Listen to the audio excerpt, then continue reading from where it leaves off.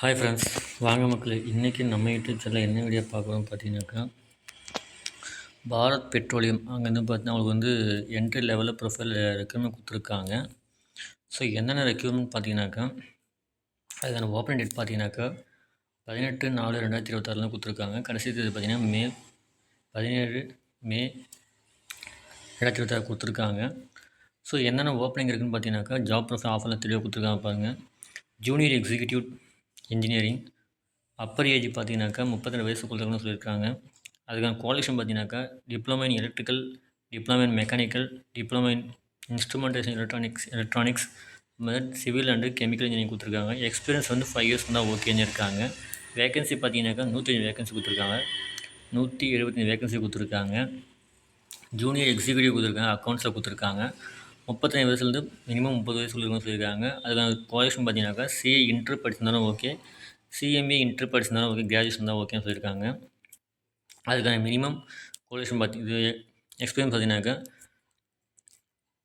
5 வருஷம் எக்ஸ்பீரியன்ஸ் சொல்லியிருக்காங்க. வேகன்சி பார்த்தீங்கன்னா 25 சொல்லியிருக்காங்க.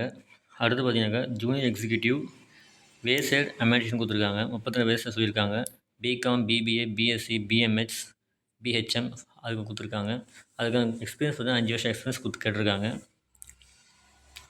10 வேகன்சி கொடுத்துருக்காங்க. செக்ரட்டரியல் பிபிஎஸ்சிஎல்னு கொடுத்துருக்காங்க. 35 வயசு சொல்லியிருக்காங்க. அது வந்து 10வது படிச்சிருந்தாலே போதும், 12வது படிச்சிருந்தா போதும், டிகிரி படிச்சிருந்தாலும் போதும் சொல்லியிருக்காங்க. 5 வருஷம் எக்ஸ்பீரியன்ஸ் கேட்டிருக்காங்க. 8 வேகன்சி சொல்லியிருக்காங்க. அடுத்து பார்த்தீங்கன்னா அசோசியேட் எக்ஸிக்யூட்டிவ் குவாலிட்டி அஷூரன்ஸ் 35 வயசு தான் சொல்லியிருக்காங்க. வயசு பார்த்தீங்கன்னா 35 சொல்லியிருக்காங்க. MSc chemistry, specialisation chemistry, organic, physical, inorganic, analysis, polymer சொல்லியிருக்காங்க. அதுக்கு 3 வருஷம் எக்ஸ்பீரியன்ஸ் கேட்டிருக்காங்க. 30 வேகன்சி கொடுத்துருக்காங்க. அடுத்து பார்த்தீங்கன்னாக்கா associate executive official language implementation கொடுத்துருக்காங்க. 35 வயசு கேட்டிருக்காங்க. மாஸ்டர் ஆஃப் ஹிந்தி, அதாவது ஹிந்தி லாங்குவேஜ் கம்பல்சரி தெரியணும் சொல்லியிருக்காங்க. நெக்ஸ்ட்டு பார்த்தீங்கன்னா 3 வருஷம் எக்ஸ்பீரியன்ஸ் கேட்டிருக்காங்க. வேகன்சி வந்து 2 வேகன்சி கொடுத்துருக்காங்க. ஸோ அடுத்து பார்த்தீங்கன்னாக்கா என்னென்ன ப்ரொஃபைலுக்கு என்னென்ன குவாலிஃபிகேஷன், என்னென்ன கேட்டகரி நீங்கள் ஒர்க் பண்ணுற உங்கள் கான்செப்ட் எல்லாமே தெளிவாக கொடுத்துருக்காங்க. அதுலேயே உங்களுக்கு எசென்சியல் குவாலிஃபிகேஷன் எஜுகேஷன் குவாலிஃபிகேஷன் பார்த்தீங்கன்னாக்கா டிப்ளமோ வந்து நீங்கள் 3 வருஷம் படிச்சுக்கணும். Mechanical, electrical, instrumentation, electronics, mechatronics, civil, chemical engineering சொல்லி எல்லாமே பர்சனல் ஓகே.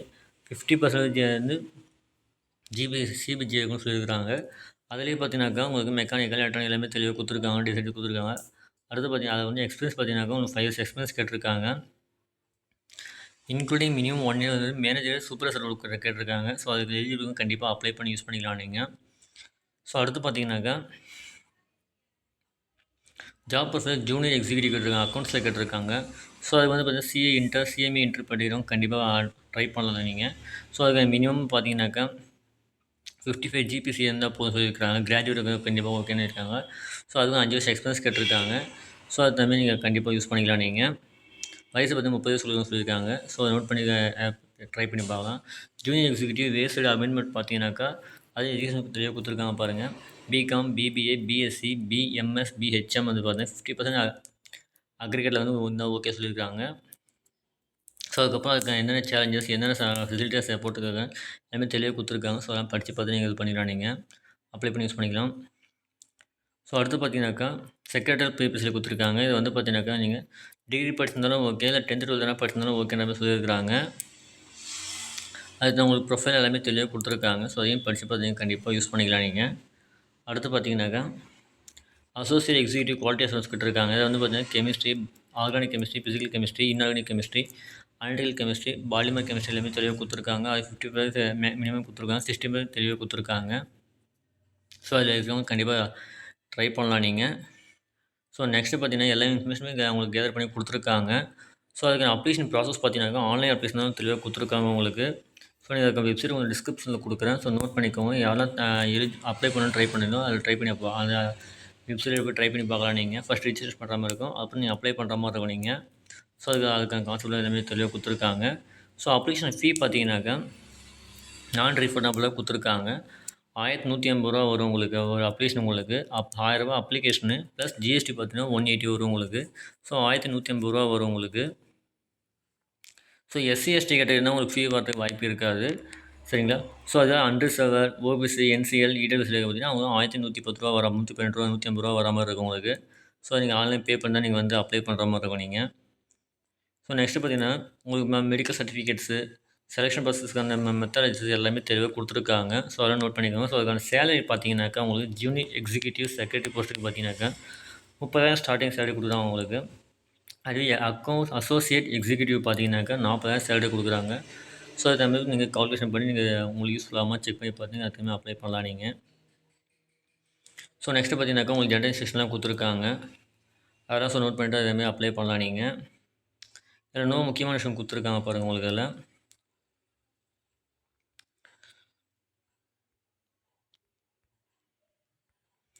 ஸோ என்ன இம்பார்ட்டன்ட் அப்டேட்னா உங்களுக்கு இதில, கேண்டிடேட்ல வந்து உங்களுக்கான இதில வந்து நீங்க அப்ளை பண்ணுறப்ப தெளிவா நீங்க டாக்குமெண்ட்ஸ்லாம் அப்ளை பண்ணணும், அப்டேட் பண்ணணுன்ற மாரி தெளிவா குடுத்துருக்காங்க. ஸோ அப்டேட் பண்ணா மட்டும் தான் நீங்க வந்து கரெக்ட்டா பண்ணுற மாரி இருக்கும். ஸோ அதெல்லாம் தெளிவா படிச்சு பார்த்து அதே மாரி நீங்க அப்ளை பண்ணலாம் நீங்க. ஸோ யாரெல்லாம் தகுதியில்லையோ கண்டிப்பா அப்ளை பண்ணி யூஸ் பண்ணலாம் நீங்க இதுக்கு. ஸோ சப்போஸ் நீங்க ஆன்லைன் அப்ளிகேஷன் வந்து சப்மிட் பண்ணுறீங்க அப்படின்னப்போ, ஏதாவது தப்பு நடந்தாலோ, இல்ல நீங்க மிஸ்மேட்ச்சா நீங்க அப்ளிகேஷன ஃபில் பண்ணதால வந்து கன்சிடர் பண்ண மாட்டாங்க. ஸோ நீங்க உங்க அப்ளிகேஷன ஃபில் பண்ணுறீங்க அப்படின்றீங்களா, கண்டிப்பா சப்மிட் பண்ணிட்டு நீங்க பேமெண்ட் பண்ணா மட்டும் தான் உங்களுக்கு வந்து இன்டர்வியூக்கான ப்ராசஸோ, செலக்ஷனுக்கான ப்ராசஸோ எதுவுமே அவங்க சைட்ல உங்களுக்கு இன்டிமேட் வரும் உங்களுக்கு. அப்படி இல்லனா வராது உங்களுக்கு. அது இன்ஃபர்மேஷன் தெளிவா குடுத்துருக்காங்க. ஸோ ஒன்லி இந்தியன் மட்டும் தான் நீங்க எலிஜிபிள் இதில உங்களுக்கு இதில. ஸோ அது தகுந்த மாரி பார்த்து நீங்க அப்ளை பண்ணி யூஸ் பண்ணிக்கலாம் நீங்க. ஸோ இந்த வீடியோ பிடிச்சிருந்தா லைக் பண்ணுங்க, ஷேர் பண்ணுங்க, கமெண்ட் பண்ணுங்க, மறக்காம சப்ஸ்கிரைப் பண்ணுங்க. அப்பதான் நெக்ஸ்ட் இன்ஸ்டன்ட்டா கிடைக்கும் உங்களுக்கு. Thank you friends.